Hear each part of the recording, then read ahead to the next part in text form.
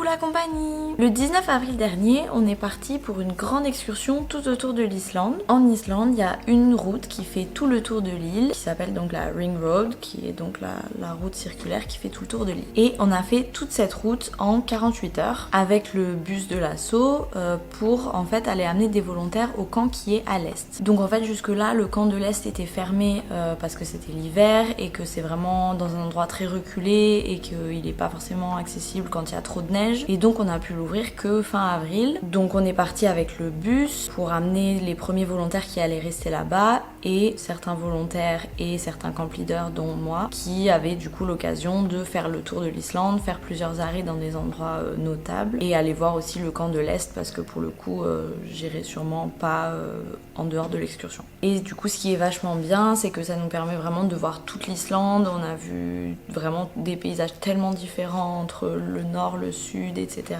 Mais c'est vrai que c'est très fatigant parce qu'on a vraiment fait tout le tour en 48 heures et c'est que rouler et faire quelques arrêts. On a une demi-heure par arrêt, on y va, on fait des photos et puis on repart. Donc on est parti le mercredi matin vers 9h de Reykjavik, puis on a récupéré quelques volontaires à Brou, puis on a récupéré quelques volontaires qui étaient dans le camp du Nord, on les a récupérés à Akureyri et ensuite l'excursion a vraiment pu commencer. On a commencé à faire des arrêts dans des endroits vachement cool. Donc le premier arrêt c'était Godafoss, donc c'est une très grosse cascade qui est vraiment très belle, mais j'étais un petit peu déçue parce que j'avais vu des photos où elle était vraiment bleue et là il avait plu avant, du coup elle était un petit peu boueuse, un petit peu moins jolie, mais c'est vrai que c'est toujours incroyable.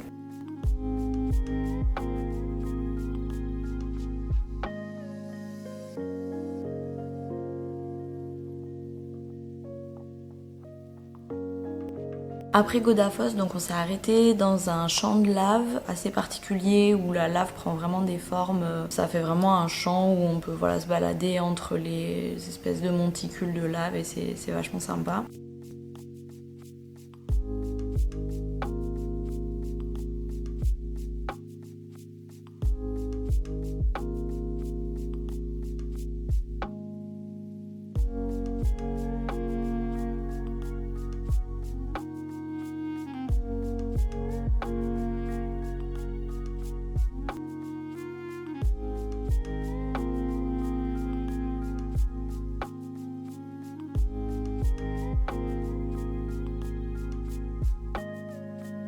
Après ça, on s'est arrêté à Verir, qui est donc une zone géothermale tout entourée de montagnes où le paysage est vraiment lunaire. Il y a vraiment des endroits où il y a de la terre qui est en ébullition, il y a de la fumée qui sort de partout et c'est super grand. C'est plus grand que ce que j'avais fait avant. Bon alors par contre ça pue vraiment, c'est horrible parce que ça sent le soufre, mais le paysage vaut vraiment le coup, ça fait des super photos.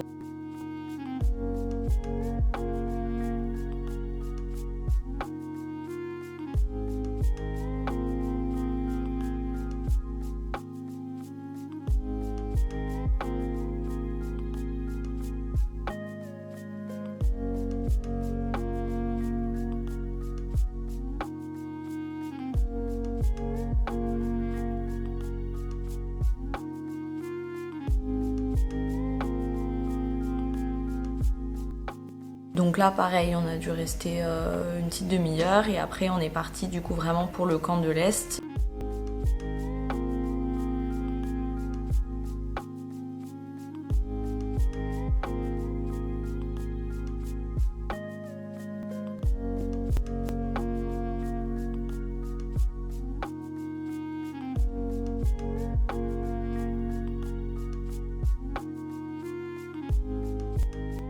On a fini par arriver à l'est du coup vers 21h, 21h30, donc il nous a vraiment fallu 12 heures pour faire tout ça. Mais arrivé à l'est, on a vu que ça valait vraiment le coup. Ma responsable disait que c'était vraiment son camp préféré et que pour elle c'était l'endroit le plus incroyable d'Islande et je sais pas si je partage son avis, mais en tout cas je peux comprendre parce que vraiment c'est donc au milieu d'un fjord et la maison est vraiment posée au bord de l'eau, donc il y a des grandes fenêtres comme ici partout, il y a toujours des très grandes fenêtres pour laisser rentrer la lumière, etc. Du coup là c'est vraiment des grandes fenêtres qui donnent sur le fjord et sur la mer juste devant et c'est c'est paradisiaque quoi. Et la maison est trop stylée, elle est très grande, il y a beaucoup plus de déco que dans les autres maisons parce qu'en fait c'est un des premiers camps qu'ils ont eu. Du coup forcément il y a eu plus d'investissement avec les années, etc. Il y a des dessins partout, c'est vachement cool. Et j'avoue que j'étais un peu déçue de pas pouvoir passer au moins une semaine ou deux là-bas et de juste vraiment dormir la nuit et repartir le lendemain à 9h du mat. C'était un peu triste.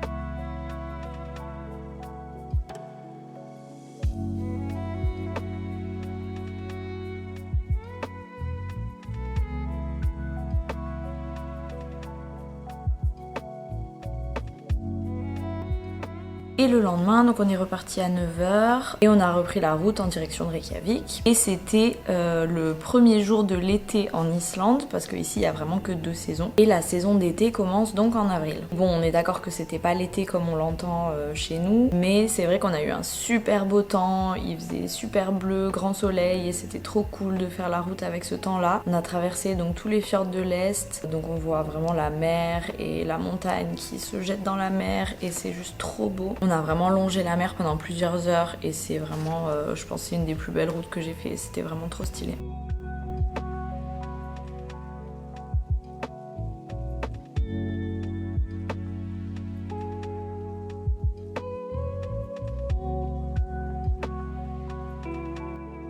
C'est insupportable de filmer ici. Pourquoi? De filmer dans le bus, ça fait genre blablabla. C'est trop stylé et moi ça fait genre. Il y a des gens qui vont au Portugal quand ils sont vieux et tout, et moi je crois que je vais venir là. Enfin, Ouais. je vais venir comme ça. Ouais, là. de ouf. Genre, je me fous sur un petit cottage là. Allez hop. Oh là là. Oui. Merde.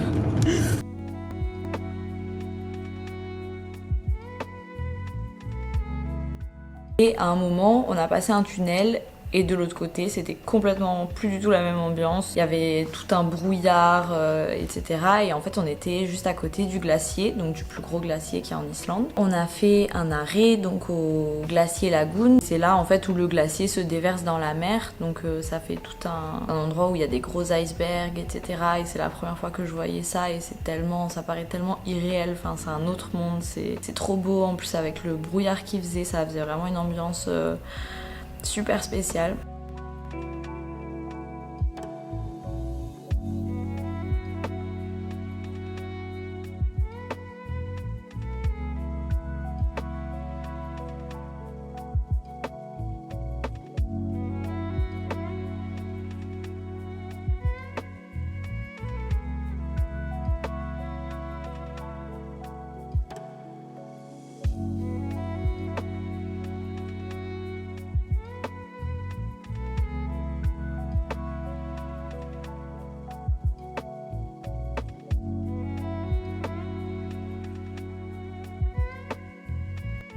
Et juste à côté se trouve la fameuse Diamond Beach où du coup il y a des morceaux du glacier qui viennent s'échouer sur la plage et donc ça fait vraiment comme des diamants de glace qui sont posés sur la plage et c'est trop beau.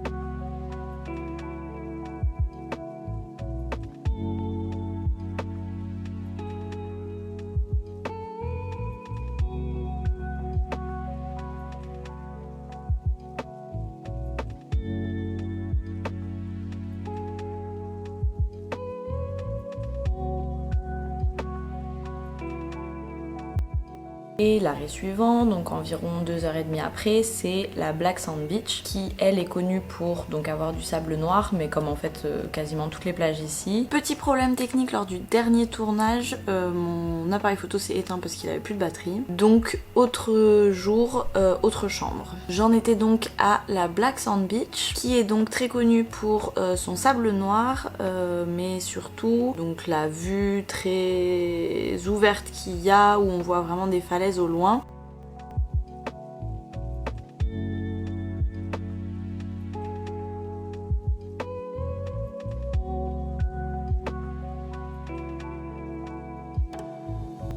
et ces colonnes de basalte qui sont vraiment taillées dans des formes géométriques qui sont vraiment emblématiques de l'Islande, qu'on trouve pas que là-bas mais notamment sur cette plage. Il y avait aussi beaucoup d'oiseaux sur toutes les falaises, il y a énormément d'oiseaux parce que ça commence à être la période où ils nichent. Et enfin, on a fait 2 derniers arrêts après cette journée qui était déjà très longue. On s'est donc arrêté à Skogafoss et Seljalandsfoss, qui sont 2 cascades qui sont assez proches l'une de l'autre et qui sont toutes les deux très belles. Donc Skogafoss, c'est une des plus grosses, qui est vraiment très haute et très large. On a pu monter au-dessus, donc c'est vraiment une très belle cascade.